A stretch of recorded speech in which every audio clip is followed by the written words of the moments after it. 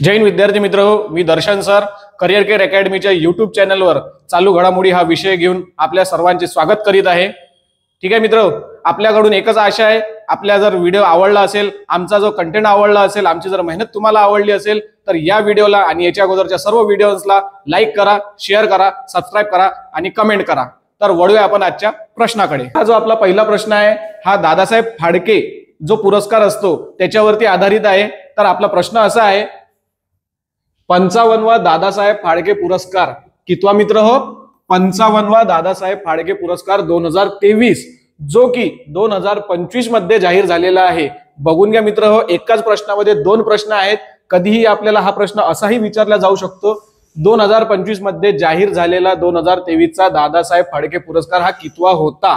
तर त्याचं उत्तर आहे 55। परंतु आजचा आपला जो प्रश्न आहे 55वा दादासाहेब फाळके पुरस्कार 2023 जो 2025 मध्ये जाहीर झाला तो कोणाला मिळालेला आहे? तर त्याचे उत्तर आहे ए मोहनलाल। आता ए मोहनलाल जे आहेत हे नेमके कोण हे पुढच्या स्लाइड मध्ये जाणून घेऊ। तर हे आहेत ऍक्टर मोहनलाल विश्वनाथम।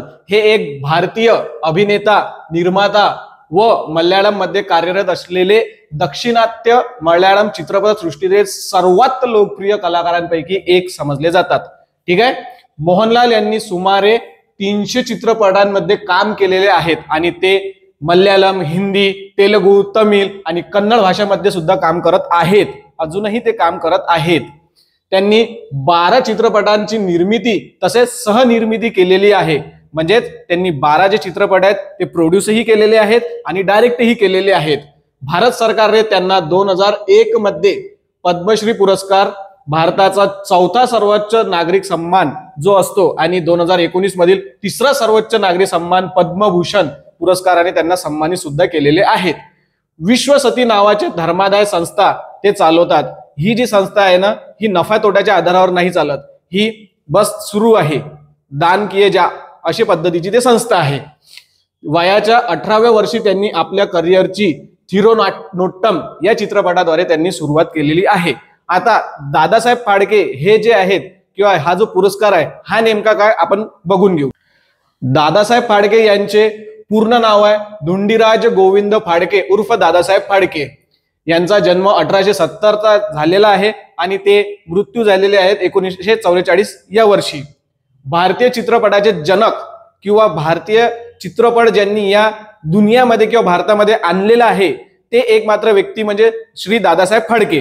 बरोबर मित्र हो, ते भारतीय चित्रपटाचे निर्माते होते। त्यांनी भारतातील पहिला पूर्ण लांबीचा चित्रपट जो की राजा हरिश्चंद्र 1913 मध्ये आला होता दिग्दर्शित केलेला आहे।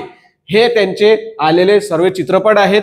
परंतु लक्षात ठेवायचं मित्र हो की 1913 मध्ये आलेला पहिला राजा हरिश्चंद्र हा चित्रपट महत्वाचा त्यांच्यासाठी ठरलेला आहे। आपल्याला बरेचदा प्रश्न येतो जीके मध्ये की दादासाहेब फाळकेंचा पहिला संपूर्ण लांबीचा चित्रपट कोणता? तर त्याचे उत्तर आहे राजा हरिश्चंद्र।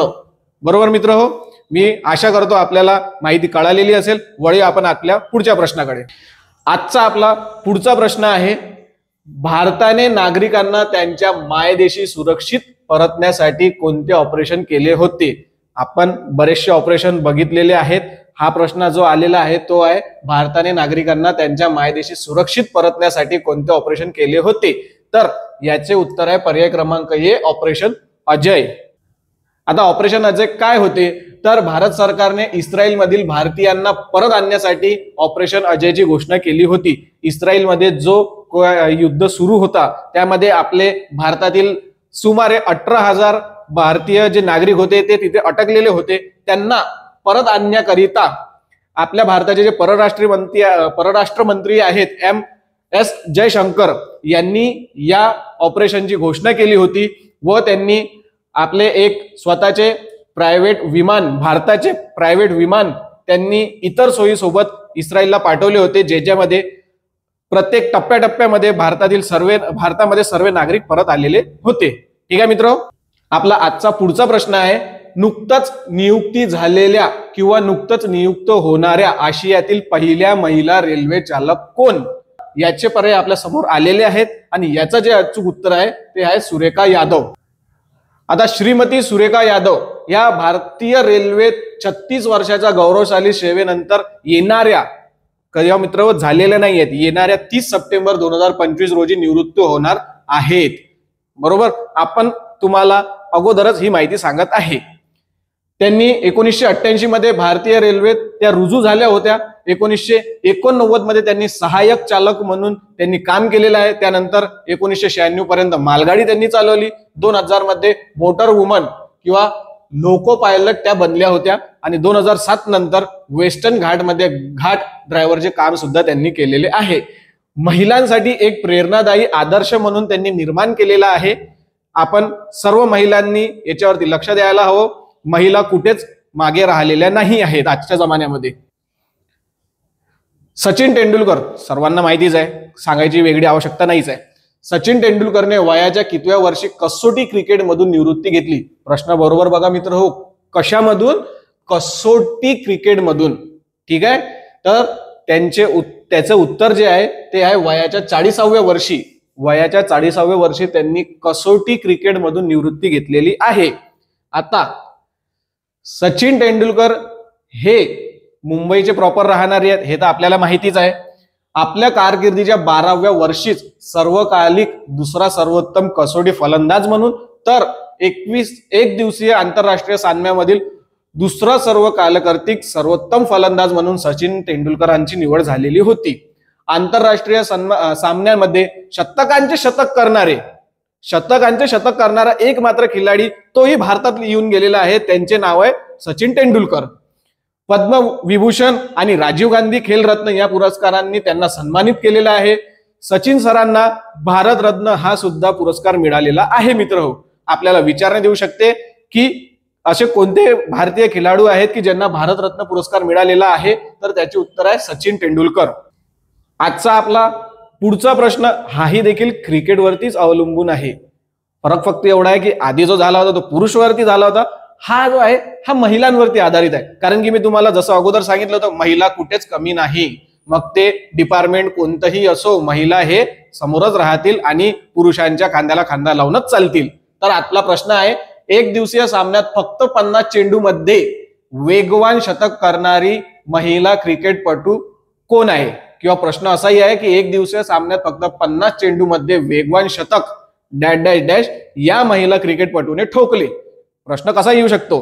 तर याचं उत्तर आहे स्मृती मंथना.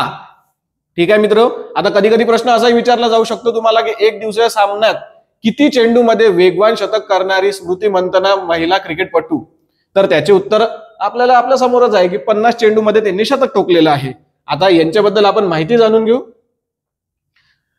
ह्या ज्या क्रिकेटपटू आहेत यांचा जन्म 18 जुलै 1996 रोजी झालेला आहे. ते मुंबई महाराष्ट्राच्याच आहेत. वयाच्या 11व्या वर्षी त्यांची महाराष्ट्राच्या 19व्या वर्षखालील संघामध्ये निवड झालेली होती.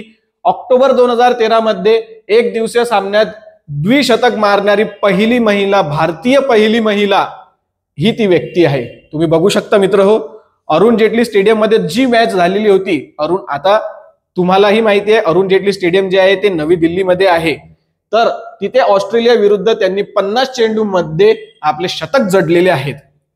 ठीक आहे मित्र हो, मी आशा करतो तुम्हाला आजचा ही व्हिडिओ आपला नक्कीच आवडला असेल. आपल्या या व्हिडिओला जास्तीत जास्त लाईक करा, सबस्क्राईब करा, शेअर करा आणि कमेंट करा. जय हिंद.